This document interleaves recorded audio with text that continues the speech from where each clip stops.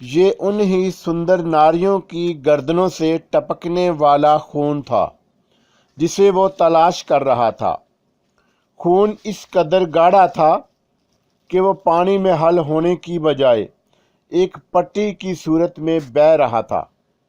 وہ دوبارہ اٹھا اور دریا کی اس طرف چلنے لگا جہاں سے وہ پٹی آ رہی تھی۔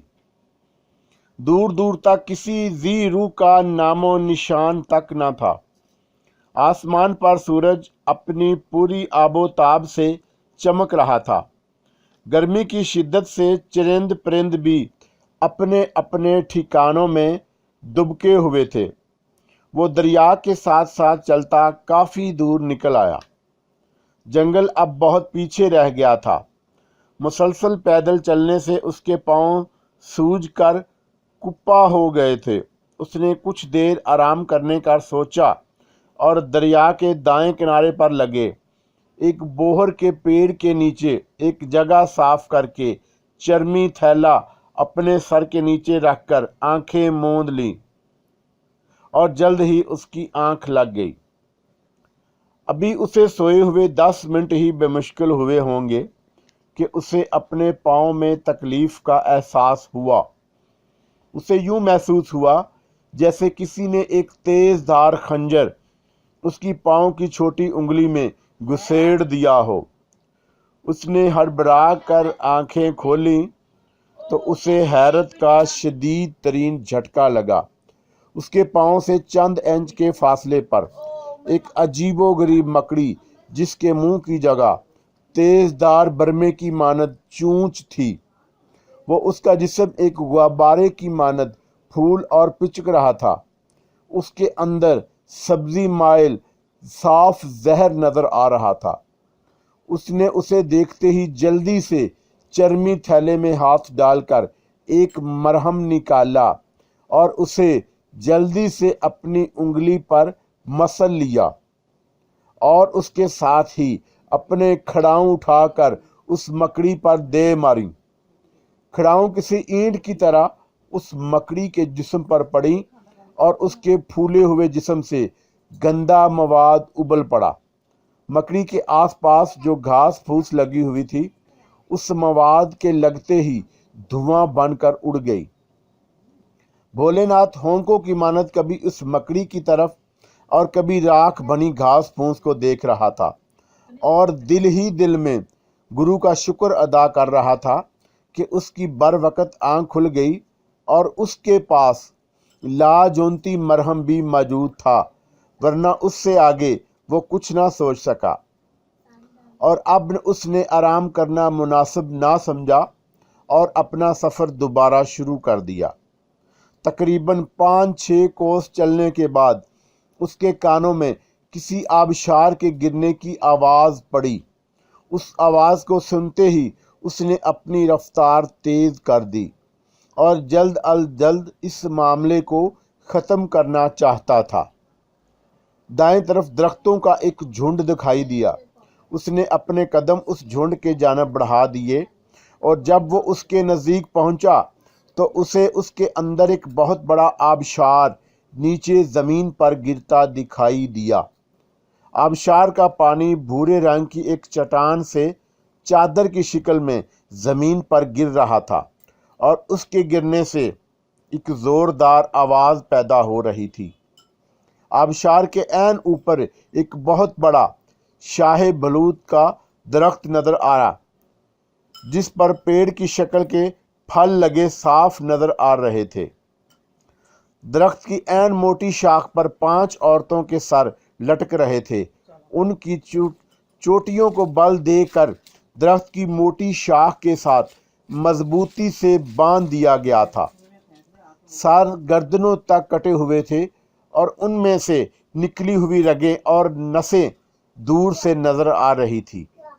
ان کی گردنوں سے مسلسل خون ٹپک کر آبشار کے پانی میں گر رہا تھا۔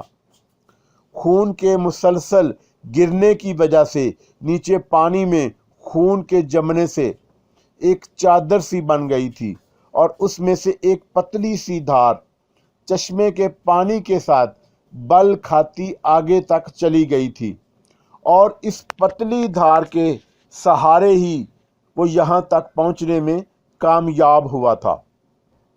اس نے اپنا چرمی تھیلا ایک طرف رکھا اور کپڑے اتار کر پانی میں گھس گیا۔ چشمے کا پانی یک ٹھنڈا تھا، اسے نہایت ہی لطف محسوس ہو رہا تھا۔ اس نے آشنان کرنے کے بعد وہ کپڑے پہنے اور چرمی تھیلا ہاتھ میں اٹھا کر جھونڈ سے باہر نکل آیا۔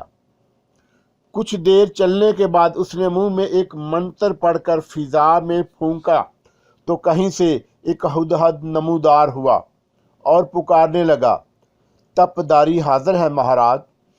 تپداری یہ بتاؤ، تمہارے کہنے کے مطابق میں نے سرخ چشمے سے غسل کر لیا ہے، اب مجھے کیا کرنا ہوگا؟ بھولے ناتھ نے اسے دیکھتے ہی کہا، مہاراج اب آپ مشرق کی جانب سفر شروع کر دیں۔ چند کوس تک چلنے کے بعد آپ کو ایک ویران باغ نظر آئے گا۔ اس باغ کو عبور کرنے کے بعد ریتلا علاقہ شروع ہو جائے گا۔ اس میں آپ کو ایک کچا مکان نظر آئے گا۔ اس مکان میں ایک کنواں ہے، اس کے پانی میں یہ تاثیر ہے کہ اس کے بدن پر لگتے ہی رات کے وقت بھی آپ دن کی طرح دیکھ سکیں گے۔ اس کے علاوہ آپ چونکہ سرخ چشمے سے غسل کر چکے ہیں، اس لیے آپ بیتل ناری نامی چڑیل کی نظروں سے اوجھل رہیں گے۔ آپ کو اب مسلسل 3 روز تک پیدل سفر کرنا ہوگا اور رات دن چلتے رہنا ہوگا، اس لیے رات کے اندھیرے میں دیکھنے کے لیے اس کنویں کا پانی لازمی حاصل کرنا ہوگا۔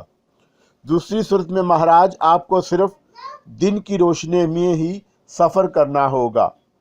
ہدہد نے مزید بتایا، لعنت ہو تم پر اور تمہارے کنویں پر، تم صرف مشوروں کے سوا اور کوئی کام نہیں کر سکتے۔ بھولے ناتھ نے منہ بناتے ہوئے غصے سے کہا، شمع ہو مہاراج، ہماری شکتی صرف اس کارن جواب دے سکتی ہے اور اس کے سوا ہم بھگوان کے آگے مجبور ہیں۔ تپدری نے سہمے ہوئے لہجے میں کہا، ٹھیک ہے، اب تم اپنی منحوس صورت لے کر دفع ہو جاؤ۔ بھولے ناتھ نے اکتائے ہوئے لہجے میں کہا۔ اس کی زبان سے یہ الفاظ نکلتے ہی ہدہد غائب ہو گیا۔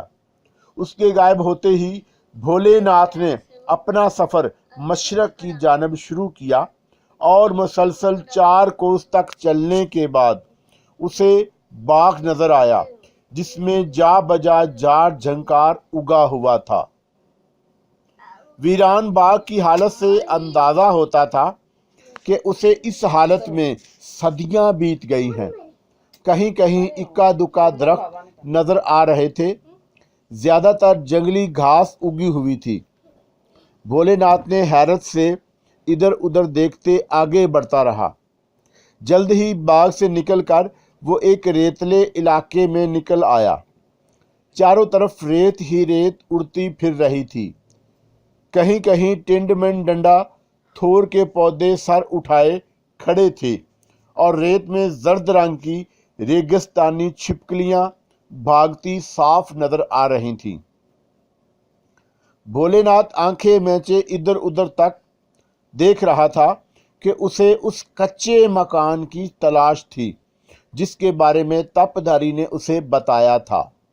ریت کے بگولوں کی وجہ سے اسے آس پاس کا علاقہ صاف طور پر نظر آ رہا تھا۔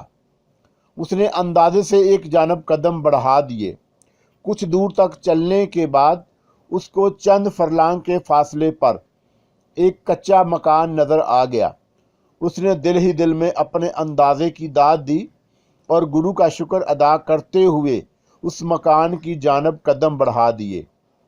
مکان مکمل طور پر کچا تھا اور اس کا مین دروازہ ٹوٹا ہوا تھا۔ مکان کی دیواریں شکستہ ہو گئی تھیں۔ یوں لگتا تھا جیسے کسی بھی وقت زمین بوس ہو جائیں گی۔ ایک طرف ایک اونچی منڈیر بنی ہوئی تھی۔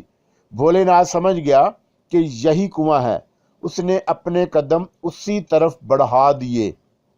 یہ ایک صدیوں پرانا کنواں تھا जिस पर एक बोसीदा सी और उसके साथ एक लोहे की डिबिया बंधी हुई थी। डब्बे में जा बजा सुराख नजर आ रहे थे। गर्दिश लैलो नहार के बाहस उसका जंग से बुरा हाल था। भोलेनाथ ने रस्सी को खोलकर उसके साथ बंधे डब्बे को कुएं में फेंक दिया। कुआं अंदर से तारीक नजर आ रहा था।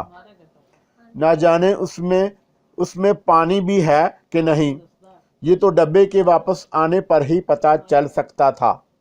भोलेनाथ ने रस्सी को इधर उधर हिलाकर दोबारा ऊपर खींच लिया। डब्बे में उसे थोड़ा सा पानी जिसमें आधा कीचड़ मिला हुआ था नजर आया। भोलेनाथ ने जल्दी से उसमें हाथ डाला, अपने चुल्लू में लेकर अपनी कमीज पर मल लिया। बाद में कीचड़ को डब्बे के अंदर अच्छी तरह मल लिया, जिससे उसके सुराख किसी कदर बंद हो गए थे। फिर उसे दोबारा पानी में डाल दिया और एक झटके से वापस खींच लिया। डब्बे में आधे से ज्यादा पानी मौजूद था। उसने जल्दी से पानी लेकर अपनी कमीज पर मला और 2-3 बार मजीद दोहराने के बाद उसकी कमीज सामने से गीली हो गई। उसने डोल को वापस कुएं में फेंक दिया। हर तरफ हल्का हल्का सा गुब्बार उड़ रहा था। अब शाम के साए गहरे होने लगे थे। भोलेनाथ ने उसी शशोपंज में अब आगे का सफर शुरू करे या कुछ देर आराम करे। कुछ सोचने के बाद उसने आगे जाने को तरजीह दी, क्योंकि वह नहीं चाहता था कि उसकी लापरवाही से साधु कोई फायदा उठाए। यही सोचकर उसने रात के अंधेरे में आगे बढ़ना ही मुनासिब समझा। कुएं के पानी की वजह से उसे रात के वक्त देखने में आसानी महसूस हो रही थी। सारी रात सफ़र करने की वजह से उसके बदन में अब तकलीफ होने लगी थी। उसने ये सोचकर कि दिन के वक्त कहीं 2-3 घंटे के लिए आराम कर लूँगा, अपना सफ़र जारी रखा। अब हर तरफ सहर फूटने लगी थी। दिन का उजाला धीरे धीरे हर सू फैलने लगा। उसने रेगिस्तान से चलते वक्त अपना रुख मशरक की जानब ही रखा था, इसलिए उसे रास्ता भटकने का कोई खौफ ना था। अब वो एक बियाबान इलाके से गुजर रहा था, जिसमें सवाए सूखी और खुश्क घास के और कुछ दिखाई ना दे रहा था। उसे चलते चलते एक जर्द रंग के अस्दहे और जंगली बिल्ली को भी आपस में गुथम गुथा देखा। दोनों आपस में अजली जंग लड़ने में मसरूफ़ अमल थे। उसने उन्हें छेड़ने की बजाय अपना सफ़र जारी रखा। कुछ देर चलने के बाद उसने दरख्तों का लामतनाही सिलसिला देखा। दरख्तों की बहताब से पता चलता था कि वो एक ज़ख़ीरा है। उसने ये सोचकर यहाँ आराम के लिए 2-3 घंटे मुयस्सर आ जाएं, अपना रुख उन दरख्तों की तरफ मोड़ लिया। दरख्तों के नज़दीक पहुंचकर उसने किसी ऐसे सायादार दरख्त को तलाश किया जिसके नीचे वो 2 घड़ी आराम कर सके। जल्द ही उसे एक पीपल का बड़ा सा दरख्त दिखाई दिया, जिसके तने की गोलाई कम अज कम 10 फुट ज़रूर होगी। उसने उसकी तरफ कदम बढ़ाए और थोड़ी जगह साफ करके अपनी चर्मी थैला सर के नीचे रखा और अपनी आंखें बंद कर लीं।